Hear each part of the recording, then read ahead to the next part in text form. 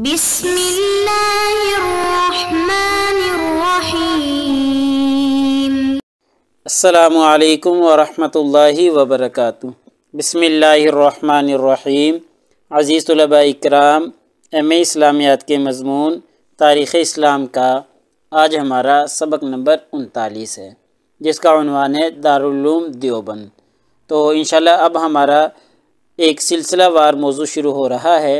موضوع ہے مسلمانوں کی جو تعلیمی تحریکات ہیں۔ انشاءاللہ یہ موضوع اب ہمارا شروع ہو رہا ہے، اگلے چند اسباق میں یہ مکمل ہوگا۔ تو سب سے پہلے ہم دارالعلوم دیوبند، جو کہ ایک تعلیمی تحریک تھی مسلمانوں کی انگریز دور میں، تو انشاءاللہ اس سے ہم گفتگو شروع کرتے ہیں۔ تو نئے سبق شروع کرنے سے پہلے ہم گزشتہ سبق کا خلاصہ دیکھتے ہیں۔ پچھلے سبق میں ہم نے انگریز دور میں جو مسلمانوں پر مظالم ڈھائے گئے ان کے بارے میں مختصراً پڑھا تھا۔ ایسے ہی انگریز دور میں مسلمانوں کی جو تہذیب و تمدن کی حالت تھی اس پر ہم نے گفتگو کی تھی، اور انگریز دور میں مسلمانوں کی جو مذہبی حالت تھی اس کے حوالے سے ہم نے تبصرہ کیا تھا، اور ایسے ہی اس دور میں مسلمانوں کی جو تعلیمی حالت تھی اس پر ہم گفتگو کر کے آئے ہیں۔ تو آج کے اس سبق میں انشاءاللہ ہم دارالعلوم دیوبند کے حوالے سے پڑھتے ہیں۔ تو سب سے پہلے ہم دارالعلوم دیوبند کا تعارف پڑھیں گے کہ کیسے یہ قائم ہوا اور کن لوگوں نے اس کی بنیاد رکھی، کون لوگ اس کو بنانے میں شریک رہے۔ پھر ہم اس کے اغراض و مقاصد کے حوالے سے پڑھیں گے کہ اس کے اغراض و مقاصد کیا تھے، اور پھر انشاءاللہ ہم اس کی بنیادی جو تنظیمی اصول ہیں ان پر تفصیلات پیش کریں گے کہ بنیادی تنظیمی اصول اس کے کیا رہے ہیں۔ ایسے ہی پھر دارالعلوم دیوبند کی آخر میں ہم خدمات کا جائزہ لیں گے کہ دارالعلوم دیوبند نے کون کون سی خدمات سر انجام دی ہیں۔ تو چلیے سب سے پہلے ہم دارالعلوم دیوبند کا تعارف دیکھتے ہیں۔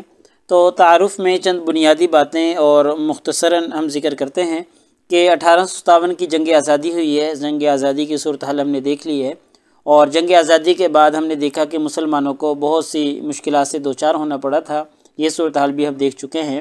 تو ایسے دور میں مسلمانوں کی جو مذہبی اور ثقافتی میراث تھی اس کا تحفظ ضروری تھا، اور مسلمانوں کی جو مذہبی حالت تھی پیچھے ہم پڑھ رہے ہیں، تو اس کا تحفظ اور اس کی حفاظت کرنا ایک لازمی امر تھا۔ تو ان مسائل کو حل کرنے کے لیے اس طرح کے اور بھی ادارے اور یہ ادارہ بھی قائم ہوا۔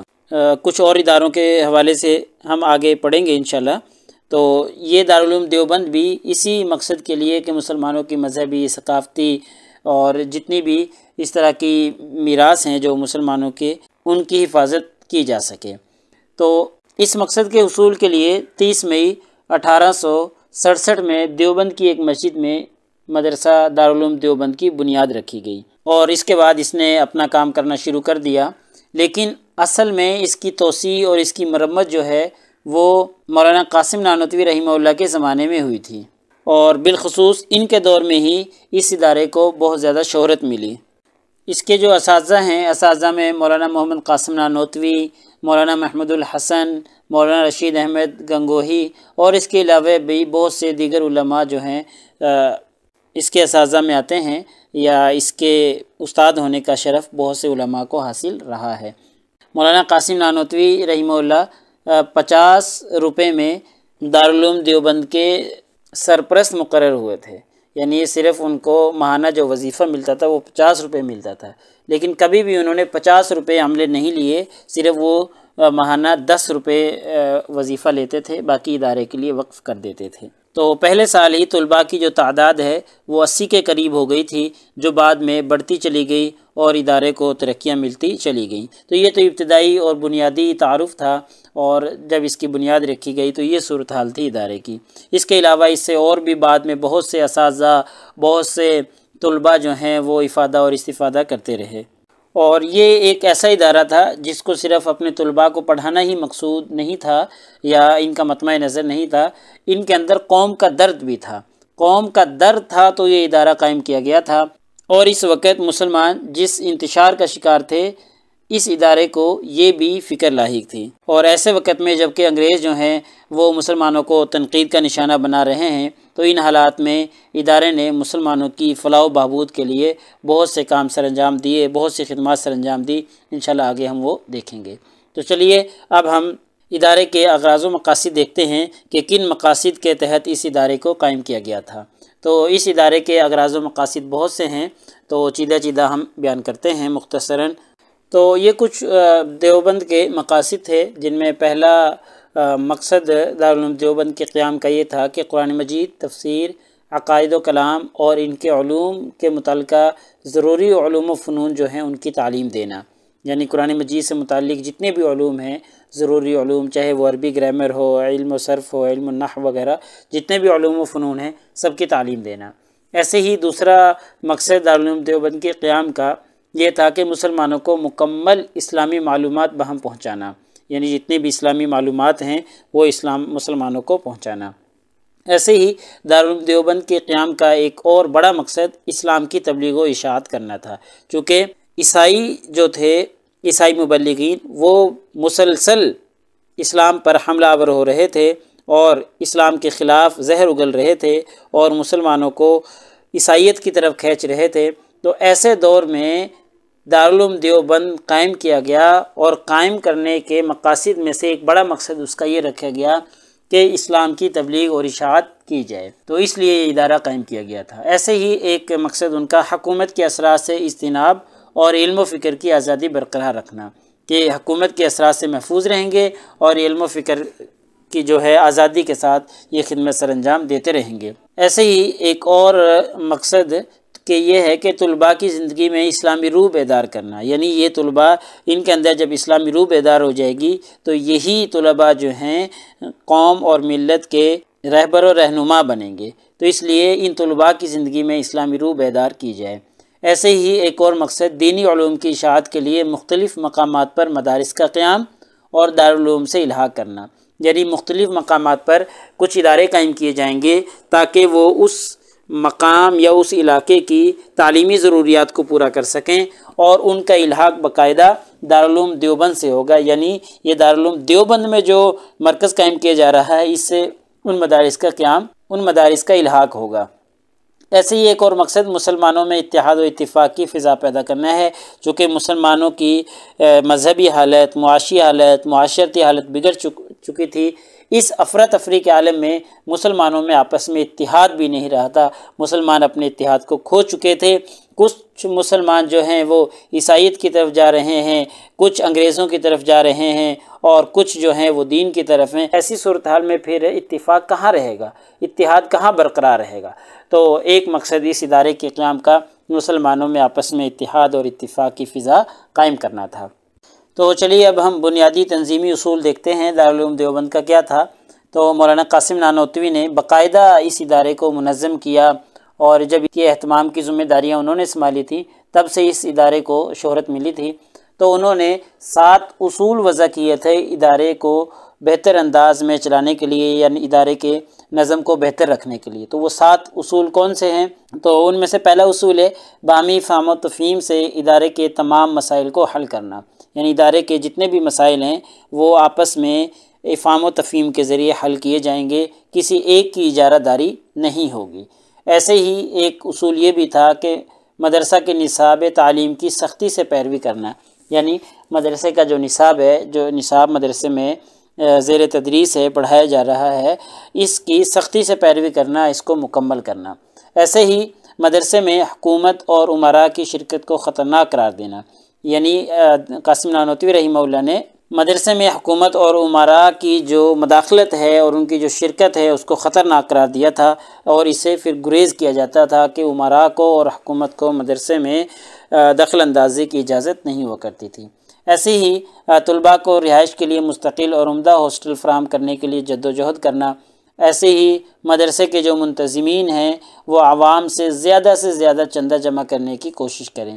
تو مدرسے کے منتظمین الگ تھے اور مدرسے کے اساتذہ الگ تھے۔ اساتذہ کا کام صرف تعلیم و تربیت تھا، اور منتظمین کا کام تھا کہ جی وہ ادارے کے لیے چندہ جمع کریں تاکہ طلباء کو رہائش اور خوراک وغیرہ دی جا سکے۔ ایسے ہی مولانا قاسم نانوتوی رحمہ اللہ کا ایک اصول یہ بھی تھا کہ خاموشی اور محنت سے کام کرنے والے افراد کی شمولیت باعث برکت ہوگی، یعنی ایسے لوگ جو خاموشی سے اور محنت سے کام کرنے کا مزاج رکھتے ہیں، ایسے لوگوں کی جو شمولیت ہے ادارے میں وہ باعث برکت ہوگی۔ ایسے ہی 7واں اصول ادارے کے تمام اساتذہ ایک نقطۂ نظر پر متحد ہوں، تو یہ 7 بنیادی تنظیمی اصول تھے جن کو مولانا قاسم نانوتوی رحمہ اللہ نے وضع کیا تھا ادارے کے نظم و نسق کو بہتر انداز سے چلانے کے لیے۔ تو چلیے اب ہم ادارے کی خدمات دیکھتے ہیں۔ تو خدمات میں سب سے بڑی خدمت اس ادارے کی مذہبی لگاؤ پیدا کرنا تھا، چونکہ اس ادارے کے منتظمین اور اس ادارے کے بانی اور اس ادارے کے جو اساتذہ تھے ان کا نقطۂ نظر یہ تھا کہ مسلمان جو زوال کی چکی میں اس وقت پس رہے ہیں تو اس کی سب سے بڑی وجہ مذہب سے روگردانی اختیار کرنا ہے، کیونکہ مسلمانوں نے مذہب سے روگردانی اختیار کر لی ہے، مذہب سے دور ہو گئے ہیں، اس لیے آج مسلمان ذبح حالی کا شکار ہیں، زوال کی چکی میں پس رہے ہیں، اسی لیے مسلمانوں نے دنیا میں اپنا وقار کھویا ہے۔ تو اب یہ کیسے حاصل ہو سکتا ہے؟ یہ اسی وقت حاصل ہو سکتا ہے جب دوبارہ سے مذہبی لگاؤ پیدا ہوگا۔ تو سب سے بڑی خدمت اس ادارے کی مذہبی لگاؤ پیدا کرنا ہے عوام الناس میں اور اس کے جو طلباء تھے ان کے اندر۔ ایسے ہی اس ادارے کی ایک اور بہت بڑی خدمت یہ ہے کہ اس نے روزمرہ کے عام مسائل سے لے کر جو اہم اور سنجیدہ مسائل ہیں ان تک انہوں نے فتوے جاری کیے، اور باقاعدہ فتاوی دیوبند کے حوالے سے ایک کتاب بھی مرتب ہو چکی ہے جس میں دارالعلوم دیوبند کے جاری کردہ جو فتاوی تھے ان کو جمع کیا گیا ہے۔ بدقسمتی سے جو شروع کے 47 سال ہیں ان کے فتووں کی جو نقول ہیں وہ نہیں مل سکی، ان کو محفوظ نہیں کیا جا سکا، لیکن اس کے بعد کے جو فتاوی ہیں آج تک وہ اس کتاب میں جمع کر دیے گئے ہیں۔ تو یہ ایک بہت بڑی خدمت ہے اس ادارے کی۔ ایسے ہی اس ادارے کی خدمات میں یہ خدمت ہندوستانیوں کے لیے تعلیم کا بندوبست کرنا ہے، چونکہ جب اس ادارے کی بنیاد رکھی گئی تھی اور اس کا قیام عمل میں لایا گیا تھا تو اس وقت اس بات کا بھی عہد کیا گیا تھا کہ یہ ادارہ ہندوستان کے مسلمانوں کے لیے تعلیم کا بندوبست کرے گا۔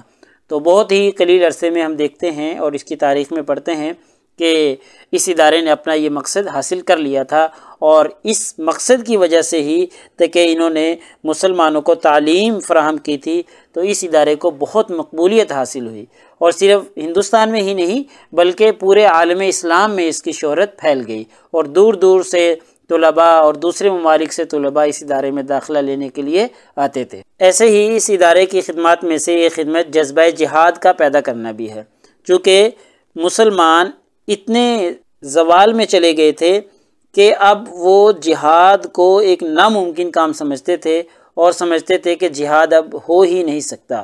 تو ایسے وقت میں مسلمانوں کے دلوں کے اندر اس ادارے نے جہاد کا جذبہ اور جذبہ ایمانی پیدا کیا۔ یہ خدمات جو اوپر ہم نے ذکر کی ہیں یہ تو ان کی تعلیمی اور تربیتی خدمات تھیں، اس کے علاوہ اس ادارے نے تحریک آزادی میں بھی بہت سی خدمات سر انجام دی ہیں۔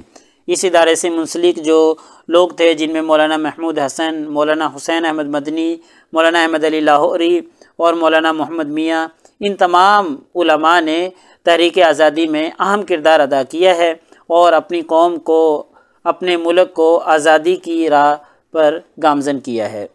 اور ایسے ہی تحریک آزادی کے علاوہ تحریک پاکستان میں بھی اس ادارے نے بہت سی خدمات سر انجام دی ہیں۔ اس ادارے کے جو علماء تھے جن میں مولانا شبیر احمد عثمانی، مولانا اشرف علی تھانوی، مولانا ظفر احمد تھانوی اور مولانا مفتی محمد شفیع عثمانی، یہ تمام علماء جو ہیں اسی ادارے سے تعلق رکھنے والے ہیں، انہوں نے اہم کردار ادا کیا ہے۔ تو لہٰذا یہ چند خدمات تھیں جو ادارے کی ہم نے پیش کی ہیں، اس کے علاوہ بے شمار ان کی خدمات ہیں جن کا تذکرہ یہاں پر ممکن نہیں ہے، آپ کتب سے استفادہ کر سکتے ہیں۔ تو لہٰذا ہمارے آج کے اس سبق کا خلاصہ نکلا کہ آج کے اس سبق میں ہم نے دارالعلوم دیوبند کا تعارف پڑھا ہے اور دارالعلوم دیوبند کے اغراض و مقاصد کے حوالے سے گفتگو کی ہے، اور ان کے بنیادی تنظیمی اصول جو تھے 7 جو کہ مولانا قاسم نانوتوی رحمہ اللہ نے وضع کیے تھے ان پر گفتگو کی ہے، اور آخر میں ہم نے دارالعلوم دیوبند کی جو خدمات تھیں ان خدمات پر ایک مختصر سی گفتگو کی ہے۔ تو پیپر میں پوچھے جانے والے سوالات سے متعلق اگر ہم گفتگو کریں تو یہی ایک سوال کہ جی بر صغیر پاک و ہند کے مسلمانوں کی تعلیمی تحریکات اور ان کے اثرات کا تنقیدی جائزہ لیں۔ تو بعض دفعہ تعلیمی تحریکات مطلقاً پوچھ لیا جاتا ہے تو اس میں دارالعلوم دیوبند، ندوۃ العلماء، سر سید احمد کی جو تحریک تھی تحریک علی گڑھ، وہ یہ ساری آ جاتی ہیں۔ تو اس طریقے سے دارالعلوم دیوبند بھی اس میں شامل ہو جائے گا، اور بعض دفعہ نام لے کر پوچھ لیا جاتا ہے کہ دارالعلوم دیوبند کی تعلیمی تحریکات جو ہیں اور اس کے جو اثرات ہیں وہ تفصیلاً بیان کریں، تو الگ الگ بھی پوچھا جا سکتا ہے۔ تو اگلے سبق نمبر 40 میں انشاءاللہ ہم جو تعلیمی تحریک ندوۃ العلماء لکھنؤ کے نام سے تھی اس پر گفتگو کریں گے، اس کی خدمات کا جائزہ لیں گے، اس کا مختصراً تعارف دیکھیں گے۔